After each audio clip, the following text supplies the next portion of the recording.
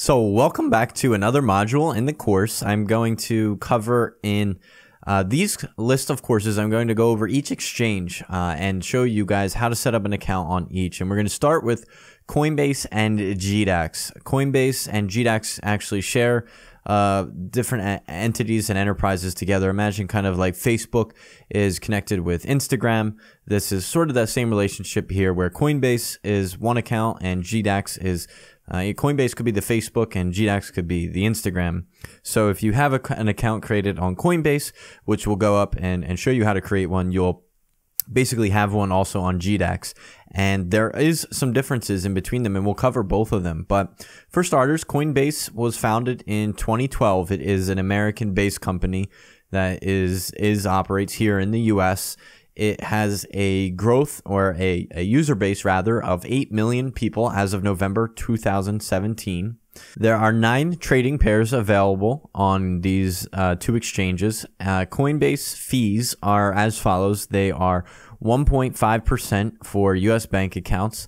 Same thing for the Coinbase USD wallet, so you can transfer money to their wallet on Coinbase and store it there, kind of like a bank, and then buy Bitcoin or Ethereum on it. You can also use a credit or a debit card where there are even higher fees, so 4%.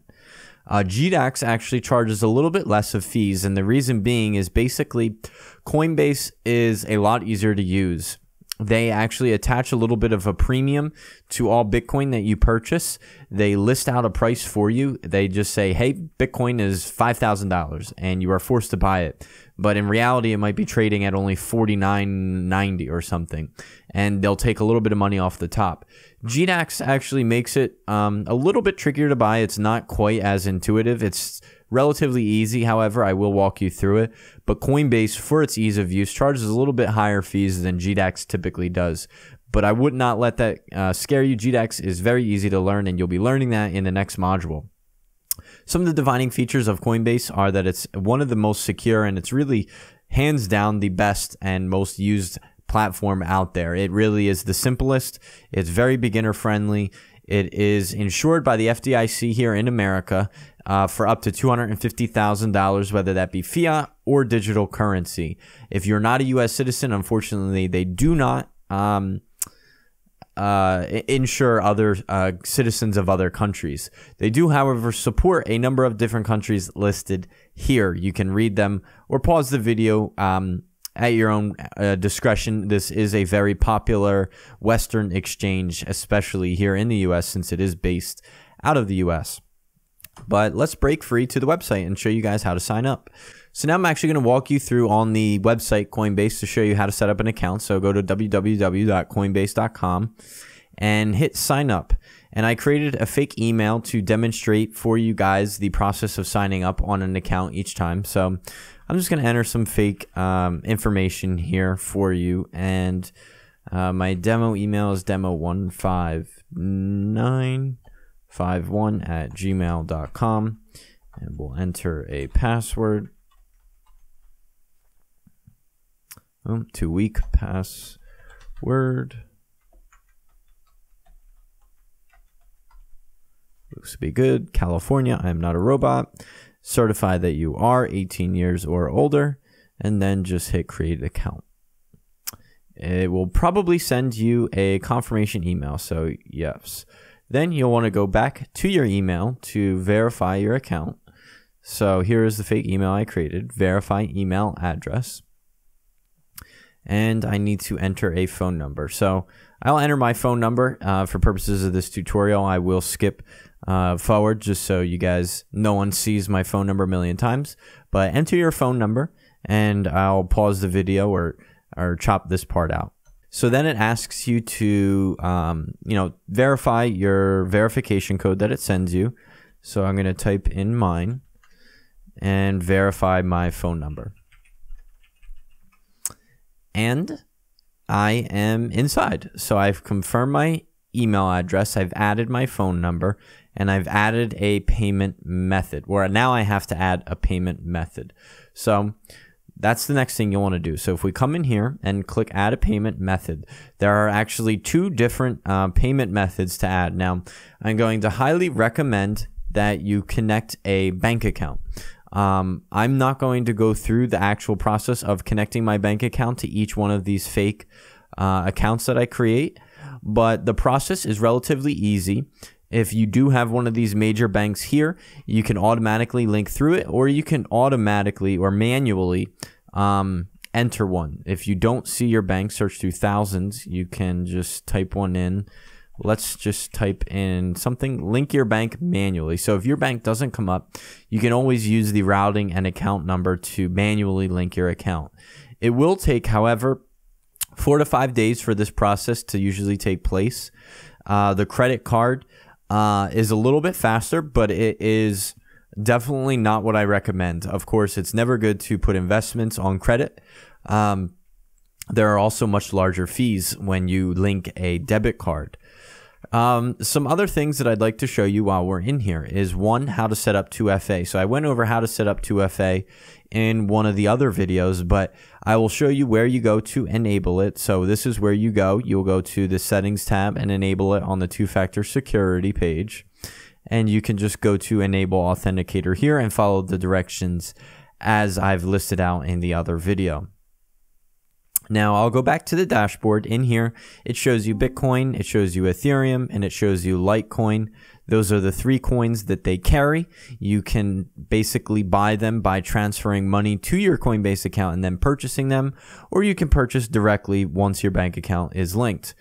How that would look is you could go over to the buy and sell tab, and once your account information is linked, you will be able to do that. So in order for me to walk through you guys on this step, I'm actually going to sign into my personal Coinbase account so that you can actually see what it looks like to buy and sell something. So give me one moment.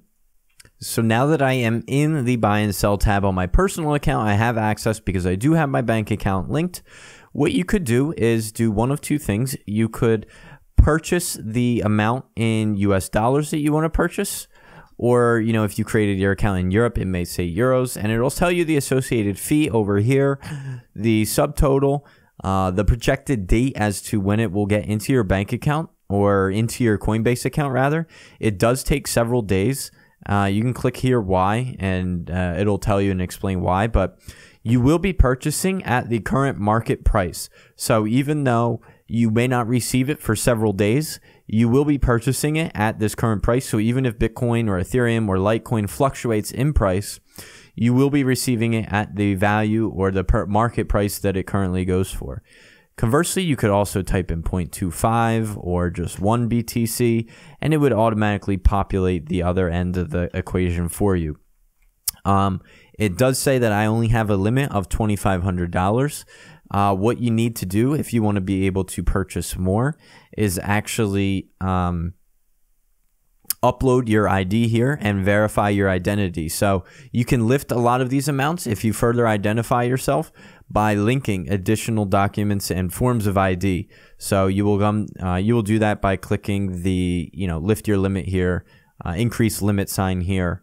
The sell tab looks very similar. You can sell your Bitcoin or Ethereum and deposit it directly to your account here, or you could actually add a new one, but it would look very similar. You could type in the dollar amount that you want to sell. You could hit sell the maximum amount of Bitcoin in your account. You could type in the number of Bitcoins that you want to sell, and it'll automatically calculate the other side.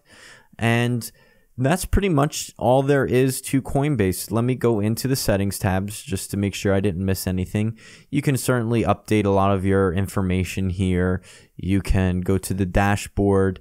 Like I said, I showed you guys how to chart a lot of this, or I showed you guys the chart. You can change some of these indicators here. You have your account here, which is actually something that you want to take a look at. There is basically all of your wallets here are listed where you can actually send and receive money from. So this is imperative to be able to send money from wallet to wallet. This is where you'll go. So if you want to send money to another person's BTC address, this is where you would type it in. Ideally, you'd copy and paste that long digit characters into this thing and type in how much money you want to send them. Conversely, if you want to receive money from someone, you could just go here and click show the address and actually copy that, and then you could paste that and give that to someone that, you know, wants to send money to you. Additionally, if you're also trying to get new people on board, you can invite friends. So in this course, I also will provide a link. You can actually earn $10 right off the bat, free in Bitcoin, for signing up using my referral link, and they give that out to any new members as well. You can invite a friend and get $10 for signing up on Coinbase. This is one of the only exchanges that I know that actually gives away Bitcoin for signing up people. So you can get your link over here in the dashboard.